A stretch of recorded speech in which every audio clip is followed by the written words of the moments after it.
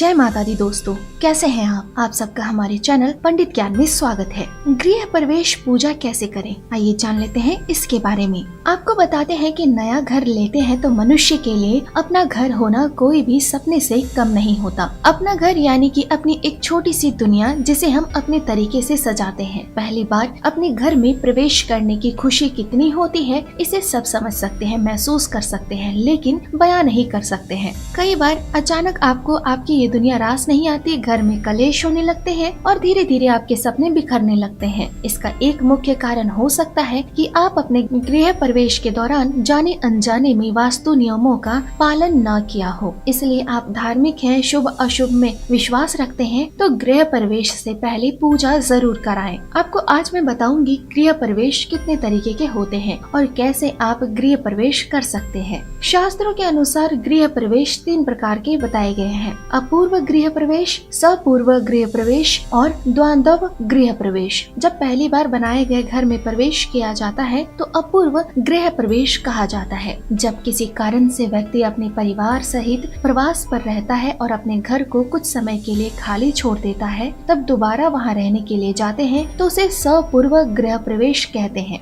जब किसी परेशानी या आपदा के चलते घर को छोड़ना पड़ता है और कुछ समय पश्चात दोबारा उस घर में प्रवेश किया जाता है तो वो द्वंद्व गृह प्रवेश कहा जाता है। तीनों ही स्थिति में गृह प्रवेश पूजा का विधान धर्म ग्रंथों में मिलता है। माना जाता है गृह प्रवेश पूजन करने से घर में सुख शांति बनी रहती है। नए घर में प्रवेश करने से पूर्व ये बहुत ही आवश्यक है कि अपनी श्रद्धा और पवित्रता को बनाए हुए हम पारंपरिक विधि विधान से अपने नए घर में जीवन की शुरुआत करें। नया घर हर व्यक्ति का एक सपना होता है और यदि शुभ मुहूर्त में नए घर में प्रवेश किया जाए तो पूरे परिवार को सुख और कल्याण देने वाला साबित होता है। सबसे पहले शुभ तिथि, वार, माह, नक्षत्र, ज्योतिष और पंडितों की सलाह पर गृह प्रवेश करें। परिवार को आर्थिक, सामाजिक और मानसिक, शारीरिक सब तरह के फायदे मिलते हैं और सुख शांति की प्राप्ति होती है। भारतीय प्राचीन पद्धति के अनुसार फागुन, वैशाख एवं श्रावण मास गृह निर्माण हेतु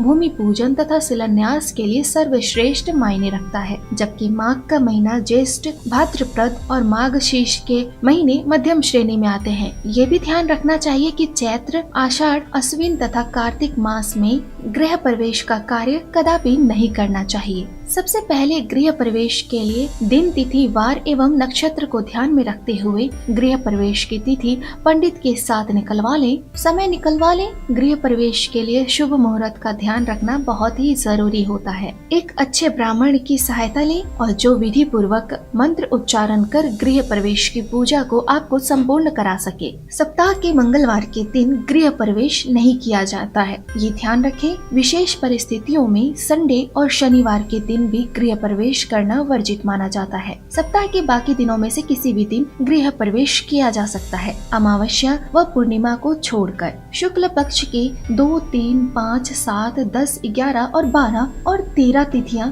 प्रवेश के लिए बहुत ही शुभ मानी जाती है। पूजन में सामग्री आपको क्या क्या लेनी है? एक कलश लेना है, नारियल ले लें, शुद्ध जल, कुमकुम, चावल, अबीर, गुलाल, धूप बत्ती, 5 शुभ मांगलिक वस्तुएं, 5 कपड़े रख लें किसी सुहागन स्त्री या ब्राह्मण को देने के लिए, आम या अशोक के पत्ते, पीली हल्दी, गुड़, चावल, दूध इत्यादि। पूजा विधि संपन्न होने के बाद मंगल कलश के साथ सूर्य की रोशनी में नए घर में प्रवेश करना चाहिए। सिर पे कलश लेकर के घर में प्रवेश किया जाता है, ये ध्यान रखें। घर को पहले बंधनवार, रंगोली, फूलों आदि से सजा लेना चाहिए। कलश में शुद्ध वर जल भर के उसमें आम या अशोक के 8 पत्तों के बीच में नारियल को रख लें। पंडितों के निर्देश पर कलश पर या नारियल पर कुमकुम, रोली, स्वास्तिक का चिन्ह बनाएं और नए घर में प्रवेश के समय 5 मांगलिक वस्तुएं जैसे नारियल, पीली हल्दी, गुड़, चावल और दूध अपने साथ लेकर नए घर में प्रवेश करना चाहिए।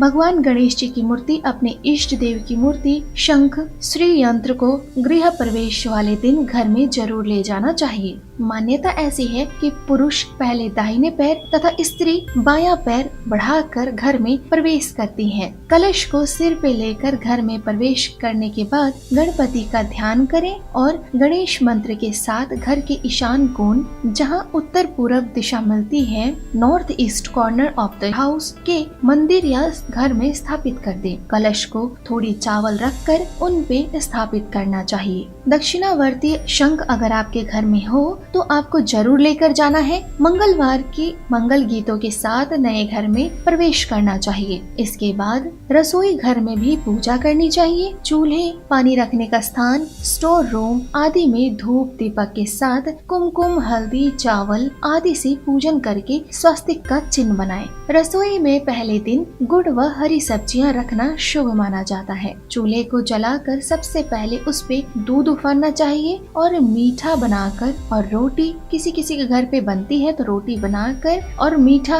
भगवान को भोग लगाना चाहिए। सबसे पहले भगवान को भोग लगाएं। इसके बाद गौ माता, कौआ, कुत्ता, चींटी, उनके अपने पितृ, उनके आदि नियमित भोजन निकाल कर रखें। ब्राह्मण को भोजन कराएं और कपड़े दे। किसी गरीब भूखे आदमी को भोजन करा सके तो जरूर कराएं। इसके बाद जो घर के जेंट्स है सबसे पहले उनको भोजन कराएं। किसी किसी घर में पत्नी को सबसे पहले भोजन कराते हैं, उसे लक्ष्मी का रूप देकर। तो आप आज के जमाने के हिसाब से दोनों साथ बैठकर भोजन करें, वो ज्यादा अच्छा रहेगा। इसके बाद आप अपने परिवार सहित सबके साथ भोजन करने के बाद ब्राह्मण को विदा करें। मान्यता ऐसी है, वास्तु निवारण करना चाहिए। आपको मैं बता दूं, गृह प्रवेश के पहले वास्तु की शांति जरूर करनी चाहिए। वास्तु शांति कराने से भवन की जो नकारात्मक ऊर्जा होती है वो समाप्त हो जाती है, तभी घर शुभ प्रभाव देता है, जिसके जीवन में खुशी व सुख समृद्धि आती है। वास्तु शास्त्र के अनुसार मंगलाचरण सहित वाद्य ध्वनि करते हुए कुल देव की पूजा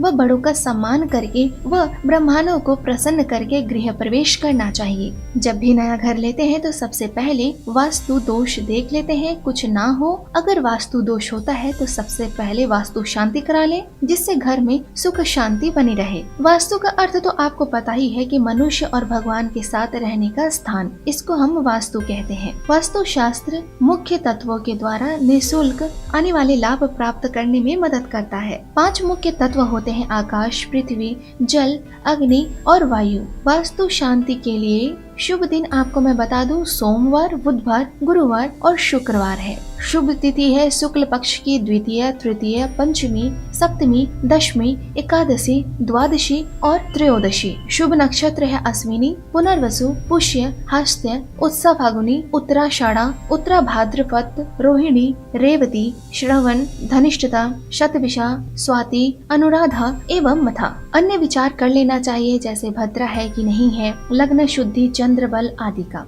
वास्तु शांति की विधि में स्वस्ति वचन, गणपति स्मरण, संकल्प, श्री गणपति पूजन, कलश स्थापन और पूजन, पुनः वचन, अभिषेक, षोडश समातेर का पूजन, वसुधेरा का पूजन, ओशैया मंत्र जाप, नांदेश्वर आद्र आचार्य आदि का वेरन, योगिनी पूजन, छत्रपाल पूजन, अग्नेश स्थापन, नवग्रह स्थापना और पूजन, वास्तु मंडला पूजन और स्थापना, गृह हवन, वास्तु देवता हो बलिदान, पुनराहुति, त्रिशूत्र वस्त्रेन, जल दुग्धारा और ध्वजा पताका स्थापन। गतिविधि: वास्तु पुरुष प्रार्थना, दक्षिणा, संकल्प, ब्राह्मण भोजन, उत्तर भोजन, अभिषेक, विसर्जन उपयुक्त वास्तु शांति पूजा के हिस्सा है। वास्तु पूजा आप करा सकते हैं अगर आपको लगता है ये किसी अच्छे पंडित से कराएं, खुद से ट्राई ना करें, क्योंकि बहुत मंत्र उच्चारण होते हैं और बहुत अच्छे से करना होता है। आपको मैंने गृह प्रवेश की विधि बता दी है। अगर वास्तु पूजन नहीं कराना चाहते हैं तो आप अपने आप ही गृह प्रवेश कर सकते हैं। तो दोस्तों, ये थी हमारी आज की वीडियो।